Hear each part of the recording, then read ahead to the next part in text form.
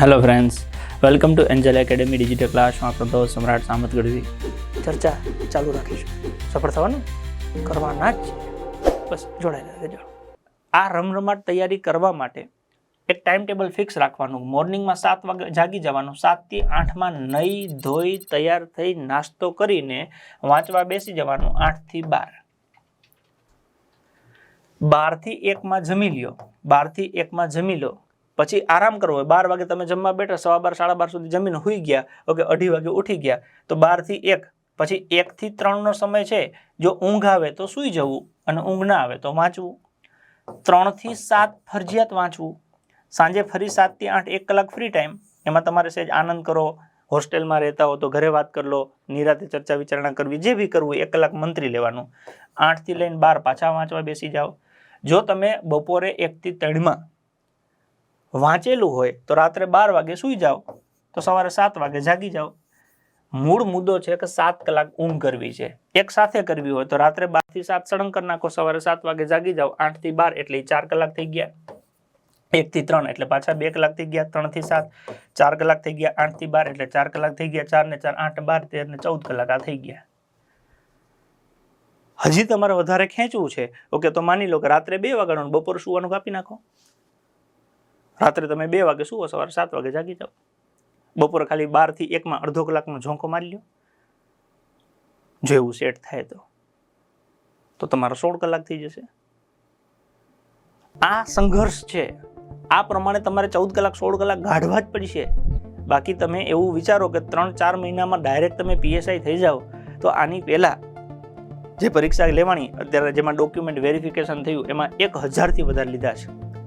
લેવાના હતા 472, document verification માટે એનાથી ઓલમોસ્ટ બમણા લીધા છે. એટલી જગ્યા તો ન્યા જ છે ભાઈ.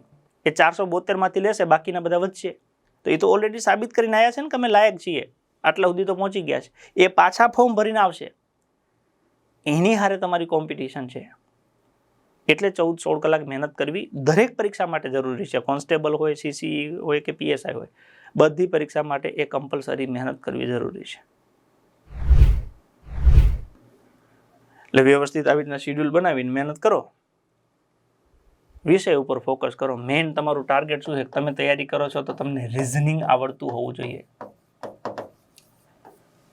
નથી આવડતું તો કાંઈ વાંધો નથી. રિઝનિંગના અલગ અલગ 45 જેટલા ટોપિક છે.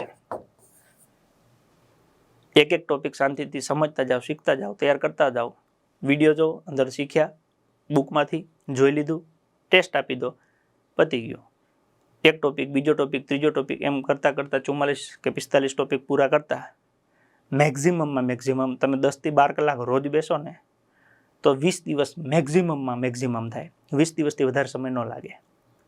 પણ 20 દિવસમાં તમારું એક કામ પૂરું થઈ ગયું કે હવે ઓકે આના 30 માર્ક હોય, 50 હોય કે 60 હોય, આપણે પાડી દેશું.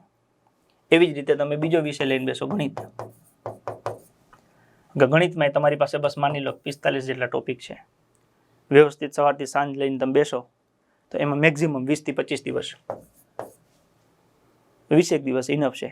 કેમ કે ઘણા ટોપિક એવા છે તમે સવારથી સાંજ લઈને બેસો ને એક દિવસમાં 3-3 4-4 ટોપિક પતી જાય. તો એ મેક્ઝિમમ 20 દિવસ તમે ગણિતને આપો તો એ તમારું બીજું 30 માર્ક્સનું, 50 માર્ક્સનું, 60 માર્ક્સનું પતી ગયું. માની લો કે કોઈ પોલીસ કોન્સ્ટેબલની તૈયારી કરે છે, ઓકે, તો આ કેટલા માર્ક્સનું છે? 30નું. આ કેટલાનું છે? 30નું. કોઈ પીએસઆઈની તૈયારી કરે છે તો આ કેટલાનું છે? 50નું. આ કેટલાનું છે? 50નું. કોઈ સીસીની તૈયારી કરે છે તો આ કેટલાનું છે? 60નું. આ કેટલાનું છે? 30નું. પતી ગયું.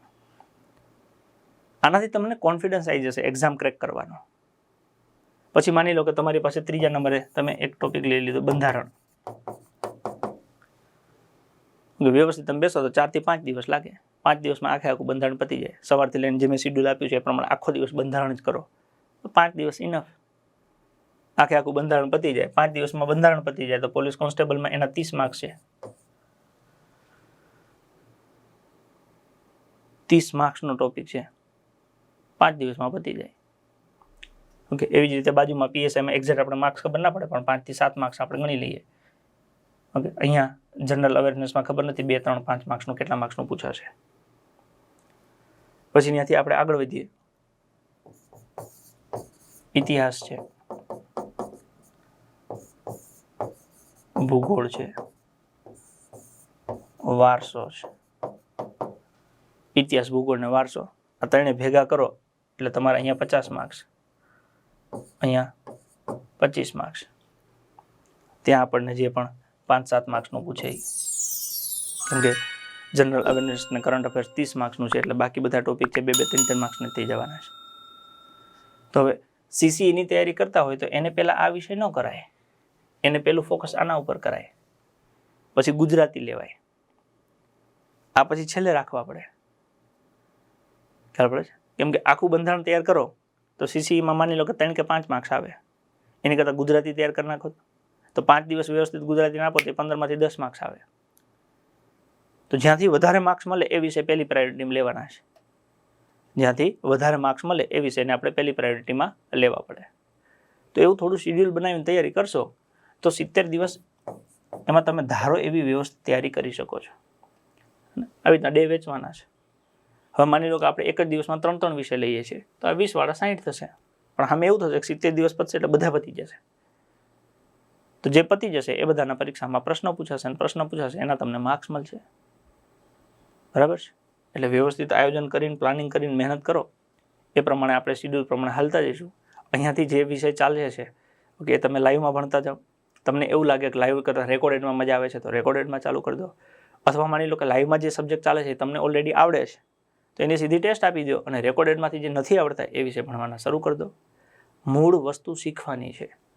શીખવા માટે થઈને તમારે જે માધ્યમનો ઉપયોગ કરવો પડે એ માધ્યમનો તમે ઉપયોગ કરો. ચર્ચા ચાલુ રાખીશું. સફળ થવાનું કરવાના જ છે. બસ જોડાયેલા રહેજો. મજા આવે તો તમારા મિત્રો સાથે શેર કરજો. રેડી? મળીએ ચલો આગળ.